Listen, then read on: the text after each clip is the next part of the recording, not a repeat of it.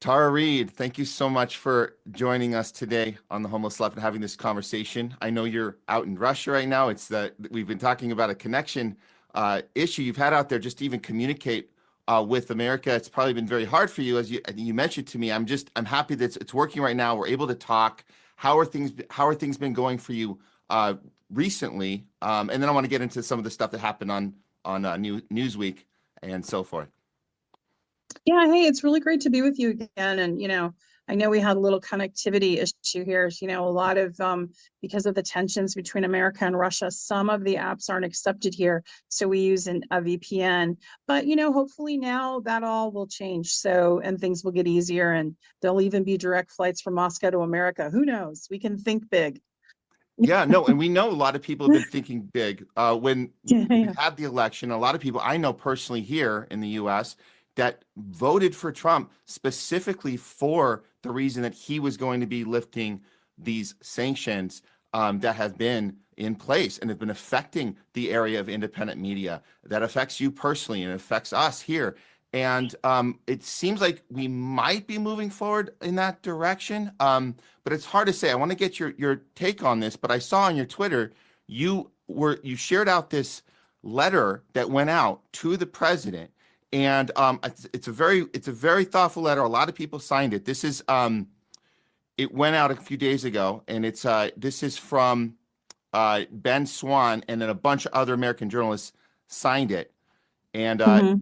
it says right here, yeah, to President Trump, to European leaders only days ago, your Vice President, J.D. Vance, stated plainly in Washington, there is a new sheriff in town, and under Donald Trump's leadership, we may disagree with your views, but we will fight to defend your right to offer in the public square. Agree or disagree. Mr. President, the first 30 days of your current administration have been a whirlwind. In that time, you have quickly reestablished American principles of free speech and a free press, upheld through executive orders as well as clarified positions by your Department of Justice and State Department. There is a major oversight taking place, however, when it comes to freedom of speech and freedom of press. A major sanction in the last few months of the Biden State Department remains in place and directly violates both of these constitutionally protected American freedoms. The letter goes on and basically urging Trump to act on this. His promise during his campaign was he was going to make free speech, put it back in place, and that would include these sanctions being lifted. Have on your end, Tara, have you seen any progress since this letter went out? Has there been anything as far as moving towards this goal? I think right now the focus has been more global as far as they're dealing with the Zelensky fiasco that happened, last week, when, he had to be put in his place in the White House, and he was very disrespectful to President Trump and basically kind of threatening, actually, to America in general if they didn't keep funding his war. So yes, I think on one hand, it's going to come to the attention very soon because there's going to be meetings between Donald Trump and Vladimir Putin, and that's coming. And I think that's when they'll be talking about the sanctions. And I'm hopeful that President Putin will bring up RT, and other, international independent media. But I don't know. He brought it up at Valdai.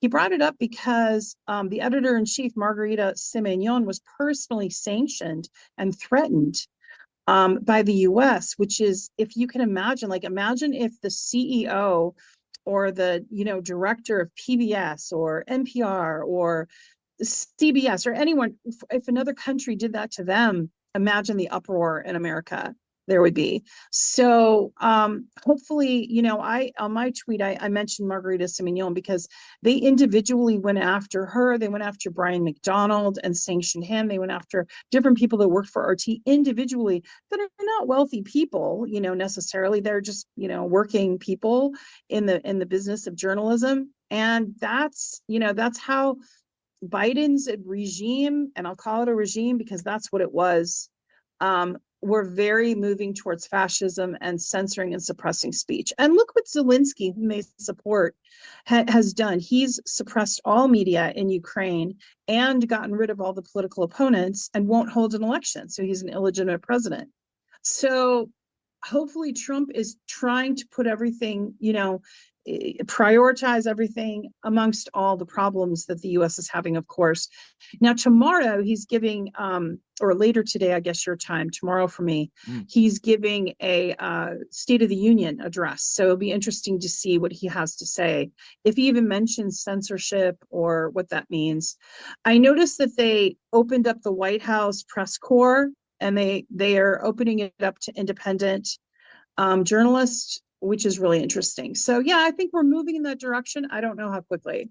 Yeah, no, and you mentioned that about opening up the press corps. A lot of us have, submitted to this, and we're hoping to hear back, and that this is legit, and it's not just, for optics, but that we want to know that we're moving back into this space where we can communicate and not be punished, not be censored. I mean, the fact that you're even out there, and I want some of our viewers that maybe don't know the backstory for you, as far as like why you've been there for 2 years. I mean, it seems like it seems like it's as far as you were driven out of here, and now you're kind of made a home there because you're not even able to get back. Can you give us a little kind of backstory on that? And I want to get to the Newsweek article as well. Sure. I had worked originally in the 90s for Senator Biden, and then came forward. I'd gone through protocol at the time, but then came forward about what he did to me when I worked with him as a staffer when he was running for president.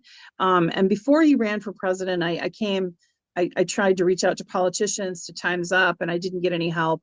But basically he sexually assaulted me when I was his staffer, and sexually harassed me. And I came forward to the public with that story in 2020. And 2019, I started, reaching out, and then 2020. And immediately his machine went into overdrive, and he just weaponized the media against me. That was the first step. Called me a Russian agent, dismissed me, tried all different kinds of tactics, terrorized myself and my family, basically harassing them, making me like a villain in the press as much as he possibly could, threatening me with prison, all kinds of things. I had written a book in 2020, and I went to a couple of years later, I went in 2022 to Russia, 23 almost, to Russia, and I was overseeing the translation. In the midst of that, I was talking to Matt Gaetz and Marjorie Taylor Greene about testifying against Biden in Congress, which was really hard because, Biden still had a stranglehold on everything. But I was going to do that. And then I started getting death threats and other things. And then I was told by Matt Gaetz himself when I was here in Russia, I got some messages from different people, though, that I might not be safe going back. And then I talked to Matt Gaetz, and he said, yeah, I'm really worried about your personal safety. And he sits on the Intelligence Committee, and that was a big thing. So it wasn't just his message. It was several people from different walks of life that had knowledge. And so I made the decision, because it was a big one, and I had to make it quickly. And I had like a suitcase for 1 week, and no place to, imagine just being in a foreign country and then being like, you have to stay now. And yeah, it was shocking. So I was so mad about what happened that I held an international press conference when I had to get asylum, and I applied for asylum in Russia and received it immediately. And I've been under political asylum ever since. And luckily, Margarita Simenon, whom I had done some op-eds and some work for RT, written some articles, and they hired me full time. So I was able to get work, and then I was able to get a flat, and I was able to function normally. Thank God for Maria Butina and her and Margarita Simenon. And then, of course, the Russian Federation, they approved my asylum and let me stay here in peace. And so I've been here. And but meanwhile, I still wanted justice with Biden. And so my lawyer had been filing things with the FBI and DOJ. Hey, we want the files. We want the files on, Tara Reade. We want to know what you have, and what is this case against her? What is the sealed case in Northern California? Why did you take all her communications under sealed warrants? Why are you calling her a Russian? No answers were given. And so my lawyer has pursued a further lawsuit now with this new administration, and it's for $100 million in damages. And but mainly the gist of it is to get them to open my files, admit they have them, open the files, and then expunge the negative, any kind of negative, because I've not committed any crimes at all. Tucker Carlson came here and interviewed me when he interviewed Putin, because it was unusual for an American to have to seek shelter in Russia. But, Edward Snowden has done it. Mm-hmm. I've met other people now, other expats that have actually had to seek. Johnny Miller is from Great Britain. He's had to seek asylum. You see, you've had other journalists. Alina Lipp has had to seek asylum from Germany. She's a journalist who covered Donbass. So I'm meeting more and more people that have had to get asylum from their Western governments that are coming after them for simply telling the truth.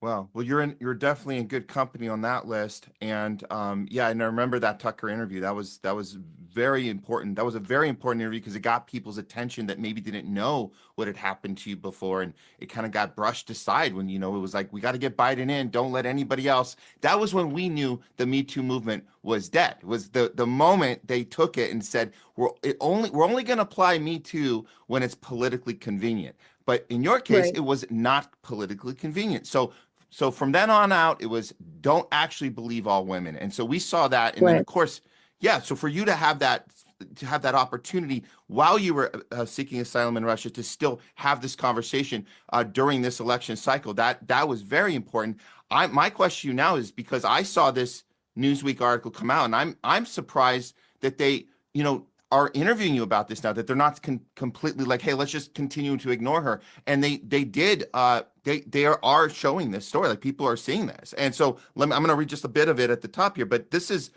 happening right now. So Biden accuser READE amends lawsuit against DOJ weaponization to $100 million. Tara Reade, the former Democratic staffer who accused former President Joe Biden of sexual assault, is seeking $100 million in damages as part of a new legal complaint filed Monday against the Biden administration's weaponization.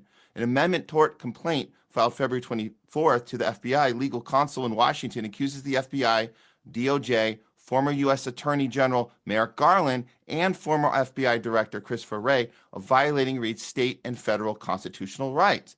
The original tort complaint filed for the period between April 4th, 2019 and January 20th, 2025 never received a formal response from Biden's DOJ. And the idea is that you have Trump now, similar to the sanction situation, where like, hey, we got Trump. Do you have his attention? Do you have his ears now? Do you feel that in this new administration, you're going to actually get some help from this administration and actually move your case forward? What is it looking like from your vantage point now? I hope so. I mean, I don't know. I'm in that process right now. There's so much happening at such a big level, and I'm like an individual person, an individual case. I don't know if anyone's taking notice or cares, but I'm trying to get, heard, as I have been trying for a while. So we'll see. I mean, for me, the justice is kind of, I'm having the other day watching Vance and Trump scold Zelensky, felt like some sweet justice there, like really exposing him for what he is, a dictator, Zelensky, and just taking American taxpayer money. So I'm really applauding this administration. And I know a lot of lefties have like some issues with Trump, and particularly on his stances in the Middle East and some of his other things. But you know what? I'm telling you right now, they are shoveling the sewage. I don't know if they can get all the bilge, all the stuff out, and maybe they won't, but they are taking a stab at the deep state, and it's hopefully going to be, because they are determined to take us to World War III. I mean, you listen to Starmer from Great Britain, you listen to Macron, they're trying to drum up World War III. Yeah. And, I think the Italian prime minister, she gave a good response. She said, you want to go send your people to Ukraine, you go ahead, but my soldiers aren't going there. So good for her. Yeah. So Europe is divided. And what that tells you is with Europe is not a union. It's not, because Spain's not going to do it. Italy's not going to do it. And Germany's a mess. And the chancellor just lost, and their economy is tanking, and they're having all kinds of internal problems. So really, I don't know what Great Britain's doing. It's like its last kind of hope or whatever to be relevant. But yeah, you have Canada, of course, pounding its chest. And, at first I thought it was a joke about Canada being the 51st state, but then I was like, if the people are unhappy with their tax and being under the Great British, being under the monarchy and all that, they may choose to go with the US. If they, their medical system isn't working anymore, really that was the advantage of Canada. They had free medical, Yeah. but their taxes are so high due to being attached to Great Britain and France, in Quebec with France. I wouldn't be surprised if the people in 5 years wouldn't consider it a better system. And for America, strategically, particularly if Great Britain and France are not going to be the US friends and they're not going to be allies, I mean, then that would make sense that we should annex Canada. That's what but I don't know, like I laugh when I say it because it's just so hard to imagine, but I don't know, the world is really changing and the alliances are changing fast. So what we're seeing in what all these countries have in common, including ours, is this massive divide you mentioned. It's happening in Canada. It's happening all over Europe. We have it here in the US more than we've ever seen in our lifetime. The divide is so bad that it's not just, these are not just disagreements at the, at the dinner table. This is, No. and you mentioned this earlier about and I'm take this as an example because we all watched the same footage of Trump and Vance holding Zelensky accountable, not letting him get away with coming in every time he did for the last 3 years with Biden and getting whatever he wanted. They held him accountable. If we all watched the same footage, how is it that half the country saw something different? So this is not just disagreeing on who you want to win the sports game and what team you're rooting for. Yeah. This is like how we look at the world and the reality right in front of our face. And it seems like it's so divisive right now that you're watching the same footage and you see something totally different. I'm telling you, Tari, the way you described it lines more up with me. I mean, I think you and I might have a little tiny disagreement on what I think Trump and Vance could have done even better, but that's like a rational conversation you and I could have. An irrational conversation is that what's happening here in Hollywood. We're seeing people right here in this town watch that footage and say, Zelensky stuck it to Trump and JD. And I'm like, what are you watching? What are you looking at? We're looking at the same thing. Yeah. They're saying he walked in. I mean, yeah. Well, but you have to consider where you are in Hollywood and the revelations of USAID.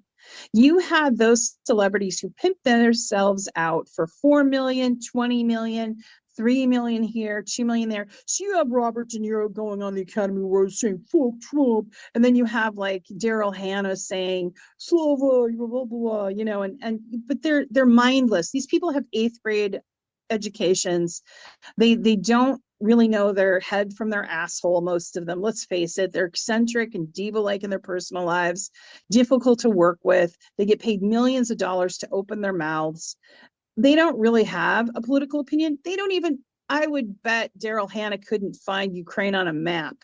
Yeah. And I'm sure that Robert De Niro couldn't because he's just as addled as Biden in his mental capacity.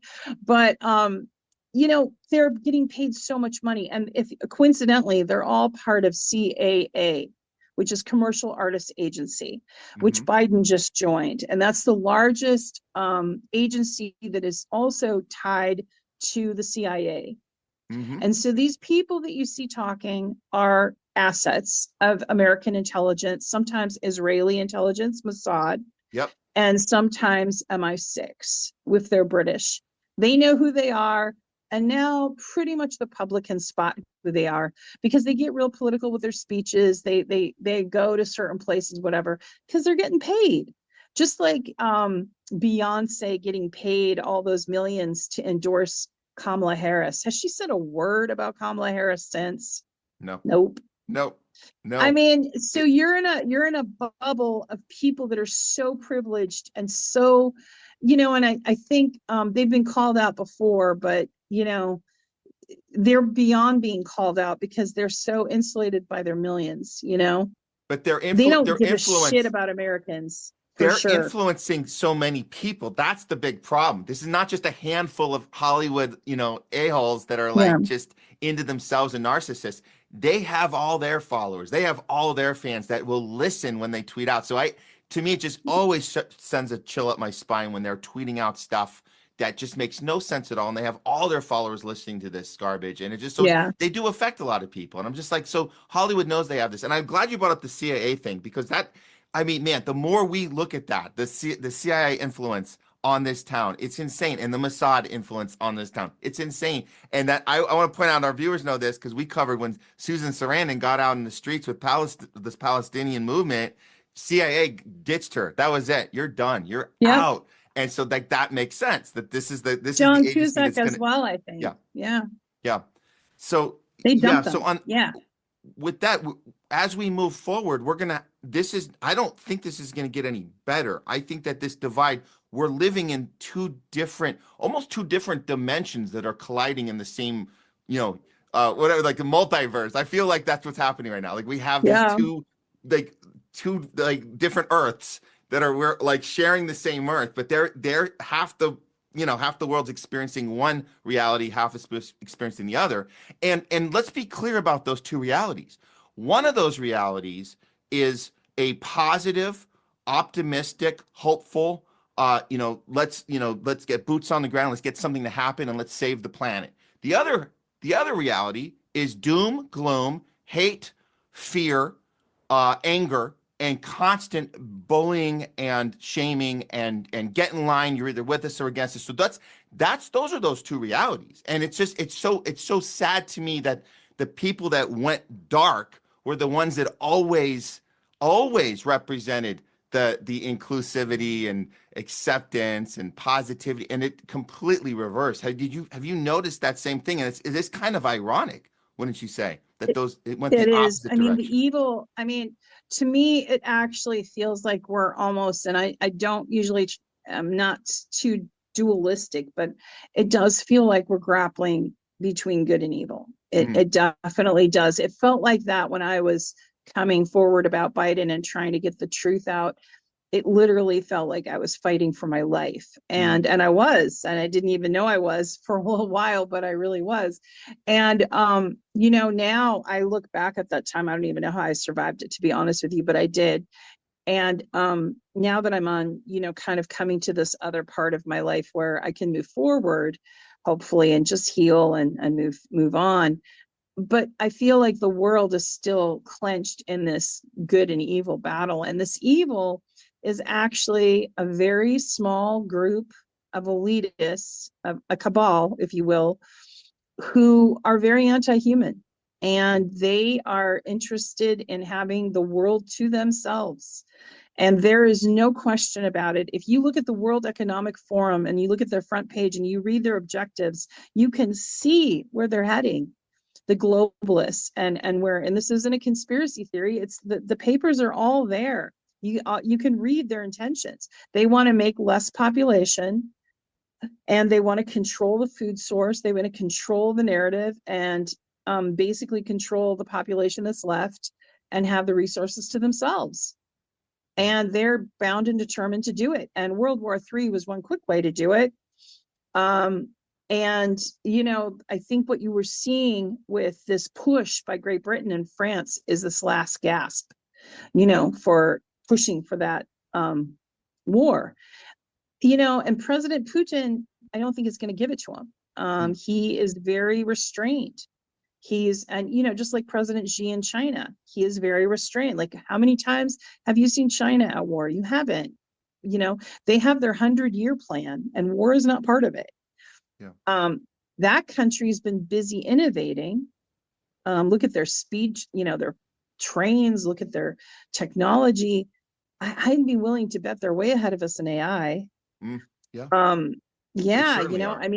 So while we're busy spinning out on our endless wars, China's been busy researching AI and innovation and moving forward. And so I think, what I like about Elon Musk, even though I know people, and dislike him, I personally think some of his visions in line with my own, in that in order to save humanity, you have to allow innovation and rest, and you have to allow hope and those types of things. And this the lock that the Democrats had, and I was a Democrat, for a long time. But they are the war pigs. They are the warmongering party, and will destroy humanity. There's no question if they're allowed to be in power. They will destroy democracy as we know it. Not that we're even close to it. We live in a republic, not a democracy in America. And they will take away our rights, and they will have us living with nothing and thanking them for it. Yeah. Like the push for tiny houses, the push for, just all the push around scarcity. That's their message: scarcity, doom and gloom, and negative and fear. And look what happened with the wildfires. I mean, you were in the wildfires. Was your neighborhood close to any of the fires themselves? Yeah. So what happened here is we were about 3 miles from the Hollywood fires. They were called the Sunset Fires, and they were put out fairly quickly. And the reason those ones were put out quickly was because they were heading down the Hollywood Hills. They burned up some people, some colleagues I know. They lost their homes. As it was going down to Hollywood Boulevard, they knew we got to stop it here because this is Hollywood Boulevard. We got to keep the image of Hollywood alive, and you can't have the Walk of Fame and the Hollywood Bowl catch a blaze and be gone. So they stopped that one, and so we were lucky to be just 3 miles south of that. But we saw these other ones just go out of control, and there was a lot of, I mean, some people say negligence, but it does seem there was a lot of on purpose behavior that happened there that led up to. We covered the whole thing. It's insane that we asked a bunch of questions about it, and of course we had the same old people. These are the same people that during COVID would say shut up and get in line, and they told you what the answer was, so stop asking questions. So we saw all that happen right here, and it was a crazy way to start the year, Tara. I gotta tell you, but it was the same. We saw that same blueprint of shut up. They told us it was global warming, and that's it. And it's just like, wow, really? Eight No, fires it was started arson. at once. Yeah. They found arsonists. Well, but that was there. See, we saw that the arson stuff was designed. They had to give a second story to this because it didn't make sense that 8 fires went up at the same time, and this 100-mile-an-hour winds coming from the Palisades never happened in recorded history, and all of a sudden you have 100-mile winds. And so all these different factors, people were getting suspicious that they needed another answer. The arson stuff made sense. It was easy to place it on a couple homeless people, but we know there's something even more nefarious going on than that. But I think that was just to get some people. Did you see? Like Gavin Newsom's interview, he looked almost gleeful when he was talking about rebuilding and his plans. I mean, they're about to have the Olympics. I think, I'm sorry, but I'll put it out there. I'm in another country. I really think there was purpose behind it. But then I know who Gavin Newsom is. Gavin, I worked for a state senator in California, Jack O'Connell. Jack O'Connell was brought up by Willie Brown. Willie Brown also groomed Gavin Newsom. Gavin Newsom is being groomed to run for president. It hasn't happened yet, but I thought he was almost going to pull the trigger this time, but he didn't. They had Kamala. Next time we'll see, or his hair will run for president. I'm not sure which, but Gavin is, the bullet train, like that's going to haunt him because that funding has never been accounted for, and there's no bullet train. I think there's a quarter of a mile of tracks laid after millions and millions of dollars, and all the time that he was lieutenant governor and other capacities in the state government, and he was responsible at one point and just never got it going. So where's the money? That was millions of dollars. It was that bullet train between San Francisco and LA. So that's right. And go ahead. No, the corruption on Newsom is so long. We were covering him before the fires. This was back in December, and we saw the money missing. We saw all of a sudden he has this multi-million-dollar home out of nowhere. And then I don't know, a lot of people don't know this, but Newsom issued a state of emergency for bird flu right before Christmas, and because we had I guess 36 cases in California. There was 70 something nationwide, and we had half of them. And we knew that this was the state of emergency. It was that there was 36 cases, and one of them we didn't know if it came from cattle or not. So if it had come from a human being, that would be devastating. So because we didn't know one of them, we had to declare state of emergency. It's totally insane. So we try to push the bird flu thing. That didn't really stick. Now we got this measles thing. We have to look at this. It's pretty insane, all the different attempts. And people have such short-term memories these days. You know, they don't remember this stuff as just happened, because now we had the whole fires go down and we totally forgot that we were literally in a state of emergency going into the LA fires into this new year. It was unbelievable. You know, and what you said about the short memory, I don't know if it's short memory or simply that people are exhausted and trying to just live day to day. And when they're in that mode, in survival mode, they're not really looking, you know, it's like the hierarchy of needs. They're not really thinking about, you know, some of the other issues that are going on. And they bank on that. They bank on keeping people off balance, economically deprived, challenged, you know. And so you even have people that are quite wealthy that were impacted by the fires that won't ever get those houses back. Now they have other houses, so it won't affect them. But think about that, you know, the people that had been there, you know, and I'm sure you knew people like I did. And because I was born in Monterey, California, but I lived down in LA as well, down near Hollywood. I know people that lost everything they had. And, you know, they'd been in the industry, but they're not like famous actors. They got their house from their parents, or, you know, or their parents bought it in the 70s and then they inherit, you know what I mean? That kind of thing. Yeah. And that's a lot of the Pacific Palisades, where it was a lot of families. Some were wealthy, but some, you know, it was a situation where people had bought during the 80s or the 70s when it was affordable. Yeah. And now everything's gone. And you know, the other telling thing too was the insurance being dropped right before the fire. Yeah, that was Weeks like before. 2 months before. Up in some case, like a ton of people lost. It was State Farm. They're the ones that did most of that damage to people. And there's no explanation for that. Oh, well, they knew global warming was going to be a problem sometime in January. So November they decided to drop everyone. It doesn't really make any sense. The fire budget got cut. There were so many red flags about this thing. The water not working, the Palisades The itself. water not working, yeah. Yeah. And then, of course, you have that call, the recording of Gavin Newsom and Karen Bass. You had that call between them, and why that hasn't made international headlines, I don't know. But you know, if that was Trump, or if that was like, I don't know, like the governor of Florida, you know, his recorded with some city that had a fire, that would have been all over CNN, right? Oh yeah. But they protect these people. They really are protecting, you know, the whole thing. Look, Tara, I do have to give you this. I am interested in your take on this, because we on the show, you know, we like to step outside of both of these sides and just kind of look at the entire spectrum. And you know, sometimes we get a little nervous about Trump because we understand he's loaded his cabinet with a bunch of Zionists. And when we see that, it gets, you know, we get it. Like, there's a lot of people very excited. He's cleaning house, all the, you know, the DOJ stuff, you know, expose USAID, all that stuff. We get it. However, you look at something like the Jeffrey Epstein list and you say, well, that's interesting.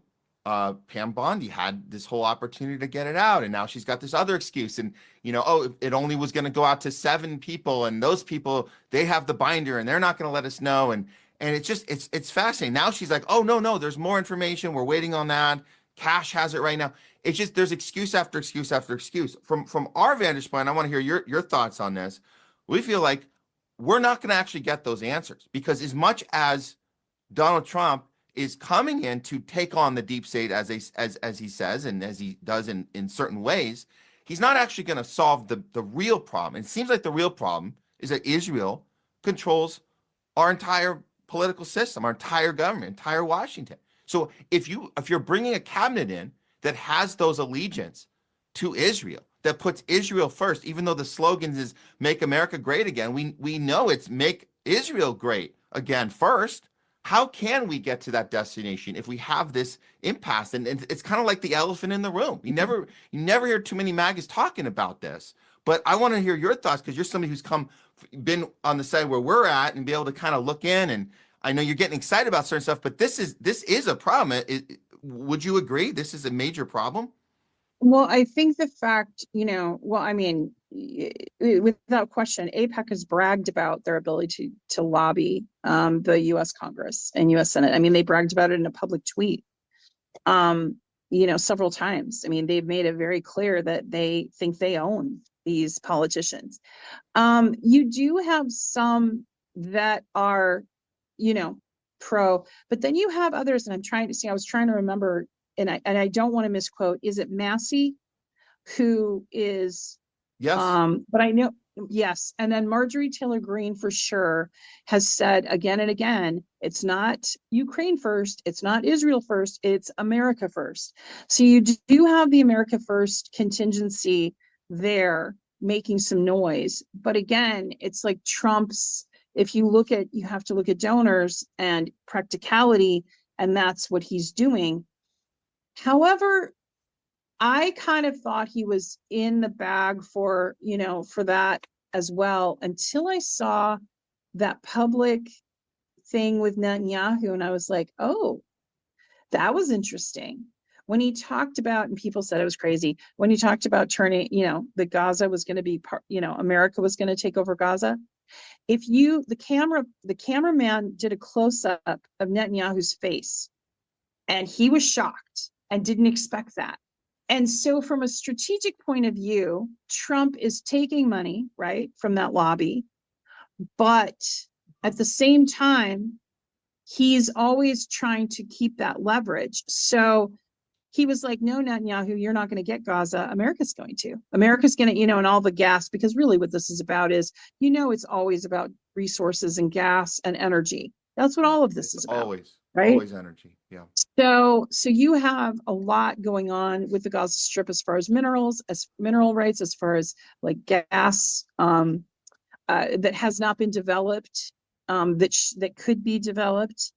And so basically that was a warning shot to Netanyahu. And I think on some level, many politicians have talked about the fact that Netanyahu is not popular at home with Israel, and that he's on his way out, and and he's done some pretty crazy cray things or whatever. I don't know as far as Trump, but if you watch his body language, it was definitely not as warm as last time. There was the whole thing of him putting the chair underneath him. There was the whole thing there was other things, but it was very studied. And I don't know, there was a dominance to it. So I think he's trying to turn that around. He also has people around him, remember, that are talking about this a lot, that are talking about how much Israel is investing in in the American politicians, and they're mad about it and they don't like it. Yeah. And one thing that Trump doesn't like is he doesn't like other countries telling him what to do with America. So you could see a shift. I mean, first, right now, the whole focus is Ukraine, because Ukraine is taking us to a place of World War III.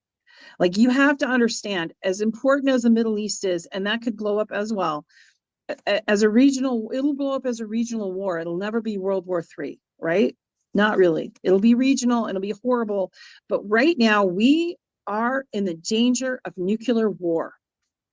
And the Ukraine thing has to be solved. That is the most important thing right now, is to get peace. Because if you have English boots on the ground in Ukraine, up against Russian borders, if you have Ukraine do a terrorist act inside Russia or something like that, I'm telling you, this thing could get really out of control really fast.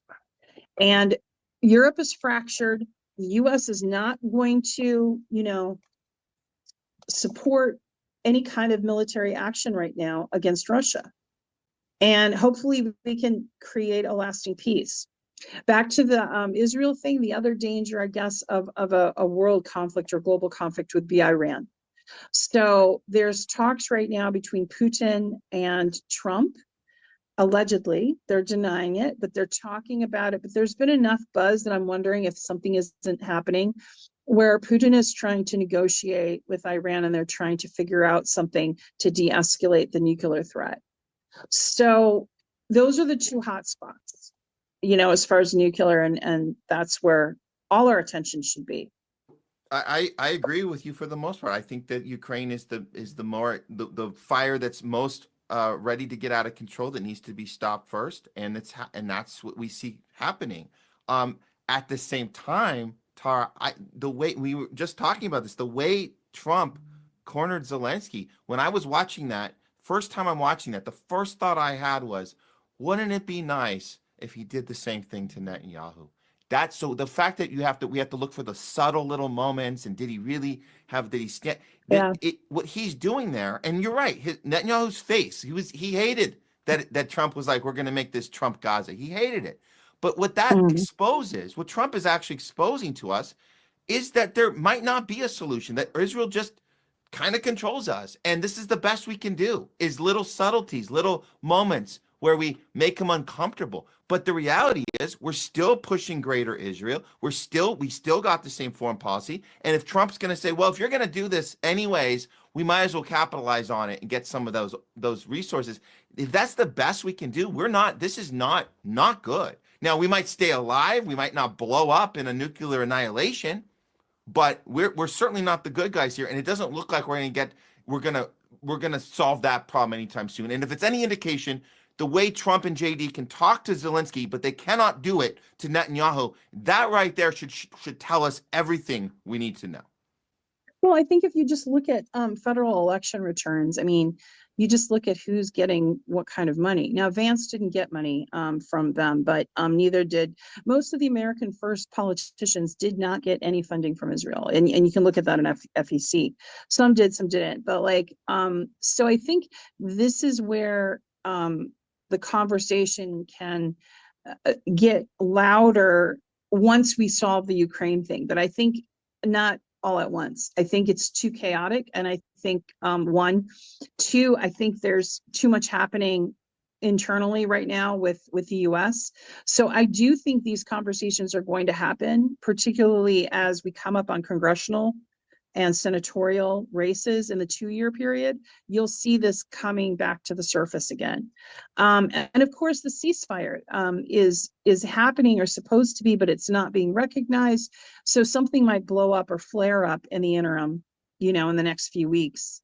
But for now, I think right now the primary conversation is going to be around Ukraine and Europe, talking about sending troops, which would aggravate Russia. They've already said if there are British soldiers, they'll be considered the enemy and they will be dealt with accordingly. And that means war. That means war. So yeah. Don't you love it when the elites come up with these names like the coalition of the willing? Like, what the hell? What that means is Europe's fractured and you can't get everybody on board. So only France. Yeah. So it reminds you so what is that? 740,000 total troops that he could amass if he used every single one, which isn't a lot. And that's really that's probably not even an accurate number. That's really giving them the benefit of the doubt combined. Yeah, I was gonna say that reminds us of the George W. Bush days of the coalition of the willing stuff. That's the whole we're gonna smoke them out of the caves, right? That whole thing. Coalition of the willing. Yes, Spain and Portugal are going to be like, no, not us. Yeah. Belgium's like, please leave us alone. And they're going to have to be like, and Ireland's going to be totally against it. And Ireland is actually, going back to your original argument about Palestine and Israel, Ireland has been really steadfast, standing with the Palestinians and really standing about the bullying by Israel and the human rights violations and all that. And you have to give Ireland credit for that. They understand it. And they're really outspoken about it. Even their politicians. So that's good. That's good. We need that in the US, but we'll see what happens. I just hope all the wars end. Like Trump said, he believes in strength through peace.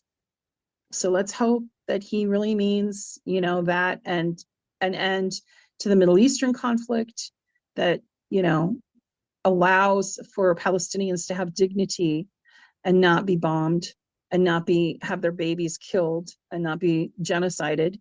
And, and let's hope that with Ukraine, the proxy war, I know he's fighting hard about trying to end this proxy war against Russia, but you can really see the deep state being active. And I wanted to address one more thing. You brought up Pam Bondi, and I saw some of the America First people asking for her resignation over the Epstein files, and that kind of shocked me. They're not even really giving her. She is fighting the deep state. She's in a hostile work environment. Like the people that are actually staffing the bureaucracy are stonewalling a lot of this because they still have their jobs. So, well, how do you think that's all going to play out? I mean, Well, I think it's great that the supporters, that the Trump supporters are paying attention. They're seeing when they're told something. They're giving these. She's giving baits, and this is a bait and switch, Tara. That's what she's doing. She's not telling us what you're saying. She's not getting on Fox News and saying, this is what I'm up against. This is a problem. I'm working on it. She's saying, oh yeah, it's coming Thursday. I got everything. Oh yeah, we got it. Oh, we got it good. We got it good. And then she's doing these little photo ops with the binder, and then we look into this binder and we see everything's been redacted. It's a nothing burger. Yeah, it's a nothing burger. So I like that the supporters are calling us out. Could you imagine if the previous 4 years that any of the Biden's voters, even one time, just once, said, you mother effer, you bait and switched us. How dare you start a war here? How dare you do this? How dare you work against labor rights? How dare you censor the hell out of us? How dare you lock us down? Like I like that. That's the one thing I got to give Trump voters, the ones that know how to call it out, because we voted for you. You owe us this. We are going to hold you accountable. Not just people that hate you, people that believe in you. That's how relationships work in real life. That's what we don't hold family members and people who are, romantic relationships. We don't hold them accountable if they do something wrong. And if we do, oh, what, you don't love me? No, we want you to do good. So if you're going to lie to us, we're going to call your ass out. I like seeing that. So that's the one silver lining I like. So I'm glad you brought that one up. Yeah. Well, we'll see if she lasts, because right now it's been a pretty disappointing beginning for her. So she's not impressing anyone. They're kind of like seeing her as part of the problem. She announced today that she could release things, but some of it's redacted for security issues. And everybody was like, I saw all the MAGA and all the America First people going, no, wait. So yeah, but that could be Trump, like making her take the fall. I don't know. I don't know. Yeah. He'll have to make a statement about it at some point. He'll have to answer to his voters. And Kash Patel's not in the clear either. He's going to be held just as accountable if he's not doing the thing that he's supposed to be doing as the FBI director. You're supposed to be. So if you're going to let the Zionist tendencies and the Israel first stuff hold you back from doing your job, I'm saying, yes, this is a good pattern. This is a good pattern. Hold him accountable. They both are going to have to take a fall if they don't actually start producing something for us. Exactly. Yeah. So this has been a great conversation, Tara. I'm glad to see that you're still moving ahead and pushing for truth and justice for yourself and for anybody else that's been in your position, that they look up to you and say, hey, if Tara Reade is still fighting her fight, then hell, I can still fight mine. And that's something that is very encouraging to see. All these years you've invested in getting to the truth, because that's what it's about. That's what we all have to keep doing every day. So appreciate that. You setting that example. Is there anything we missed today you want to let us know, let the viewers know before we get going? No, I mean, I just think it's important, and thank you for what you said, your kind words. I just think that I'm just a regular person, and if what happened to me happened, the government was really weaponized. You had Biden weaponize the DOJ and FBI. So he started with the media and then the FBI and DOJ. That's really serious when a machine like that comes after an individual citizen without, because I didn't have resources to fight that. Trump had resources to fight it. I didn't. He had an army of attorneys and millions of dollars. Imagine, I'm just a working class level person. I had none of that. And I did have a really good legal team now, John Levy and Rhoda Sterling. So I would just say, even in my humble circumstances, I was able to keep fighting. So it's important that we not allow the DOJ and FBI to be weaponized against its citizens. And your government should not be able to come after you because you're a whistleblower. That's it. And that's my message. I am going to be doing X this Thursday. Go to my link at READE Alexandra on X. READE, Alexandra, and you can see me. I'll be answering people's questions about my case, talking with Rhoda Sterling, one of my attorneys. We'll be talking about my case. So that'll be on X Live Thursday. And you can look for the times because of all the time zone differences, but it'll be at a reasonable time for everyone to watch on East Coast. I think 7 p.m. or something.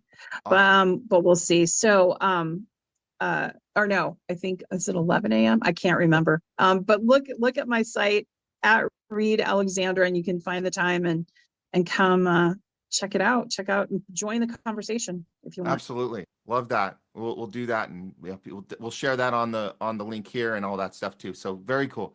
Thank you, okay. Tara, Take again care. for coming on with Homeless Left. Great conversation with you as usual, and we love to have you back soon. Take care. Okay. Bye.